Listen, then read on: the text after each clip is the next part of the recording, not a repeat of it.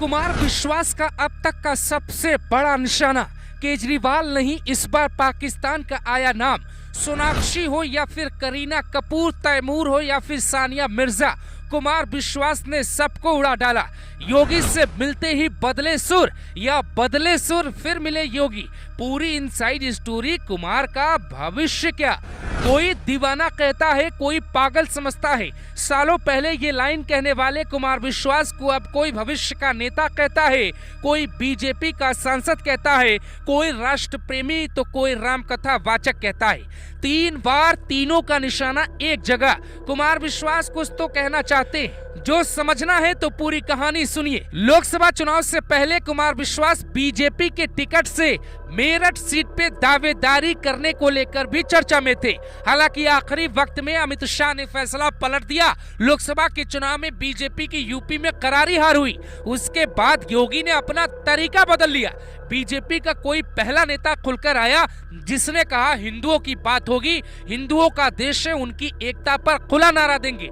किसी को बुरा लगता है तो वो हिंदुस्तान छोड़कर आगे बढ़ सकता है। इसी बीच कुमार विश्वास ही नहीं, कईयों की एंट्री होती है। दक्षिण की राजनीति में भी योगी का सिक्का चलने लगता है। वहां योगी के दिखाए रास्ते पे सनातन रक्षा बोर्ड की मांग होती है और पवन कल्याण का नाम जुड़ जाता है। इधर संतों का ऐलान होता है यूपी से लेकर बंगाल तक, और अमित शाह ने ये आग कश्मीर में भी छेड़ दी। ऐलान कर दिया कि एक एक दर्द का हिसाब होगा, कश्मीर का नाम बदलेगा, नक्शा भी बदल देंगे।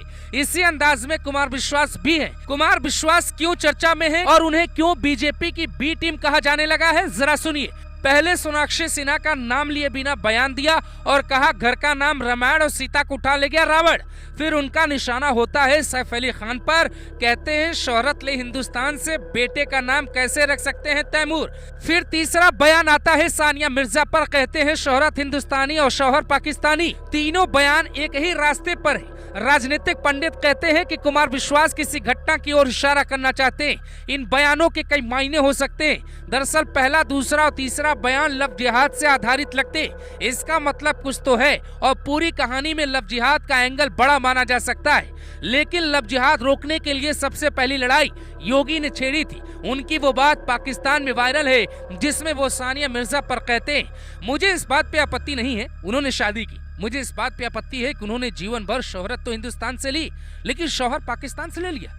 मैंने तुम्हें मैसेज भी भेजा था कि अगर आपको हिटलर ही चाहिए तो हमारे यहाँ यूसुफ पठान है, काहे आप इतना लंबा जा रही। मैंने कहा ये तो छक्के मारता है लेकिन वो तो है ही। उन्हें समझ नहीं आया, जैसे यहाँ बहुत से लोगों को समझ नहीं आया। साल 2000 में योगी बीजेपी के इकलौते नेता थे जो ऐसी बातें खुलकर करते थे। फिर पूरी बीजेपी इस बयान को सियासत में प्रयोग करने लगी। अब कुमार विश्वास की एक मुलाकात योगी से हुई और पूरी तरह बदलते नजर आने लगी। तो कुछ लोग दावा करते हैं कि उन्हें राज्यसभा का टिकट मिलेगा। कहानी यह है कि कुमार विश्वास को सनातन बोर्ड में बड़ी जिम्मेदारी देने की तैयारी हो सकती है। नरेंद्र मोदी का तौर तरीका जो लोग समझते हैं उनको देखकर अंदाजा लगा रहे हैं कि कुमार विश्वास का भविष्य क्या होने वाला है। कहते हैं कि कुमार विश्वास हो या फिर कुंडा के विधायक राजा भैया, संत समाज हो या फिर देश के उद्योगपति योगी आदित्यनाथ, हर तरफ से अपना मैदान तैयार करने में जुटे। देश की ये अगली पीढ़ी है। कुमार विश्वास को ये बात भी समझ आ चुकी है कि योगी का भविष्य क्या होने वाला है, इसीलिए उनके बयान योगी की राह पर है। कुमार विश्वास कुछ और भी बोल सकते थे लेकिन सैफ अली खान पर इसलिए बोला क्योंकि उनकी पत्नी का नाम करीना कपूर है। जो बच्चा पैदा हुआ उसका नाम तैमूर रखा गया। तैमूर का इतिहास भी हैरान करने वाला है। फिर सोनाक्षी सिन्हा पे बयान दिया। सोनाक्षी की शादी मुस्लिम से हुई और अब सानिया का नाम लिया। सानिया हिंदुस्तान की बेटी होकर पाकिस्तानी क्रिकेटर से शादी करती है। क्रिकेटर का नाम शोएब मलिक है। यानी कि ये साफ इशारा है जो लोग हिंदुस्तान का इतिहास बदलना चाहते हैं वो कुमार विश्वास के निशाने पर रहेंगे। महाकुंभ में भारी संख्या में घर वापसी की बात की जा रही है। इस बात को लेकर बरेली के मौलवी ने योगी को खत लिखा है। केजरीवाल के सियासी विरोधी कुमार विश्वास दिल्ली में भी रामकथा कहने जा सकते और चुनाव के दौरान कुछ बड़ा बयान देकर सबको हैरान कर सकते। बीजेपी से कुमार की नजदीकियां कोई पहली बार नहीं, कई साल पहले ही वो मोदी की तारीफ कर चुके हैं और अब वो योगी के सबसे बड़े प्रशंसक बन गए।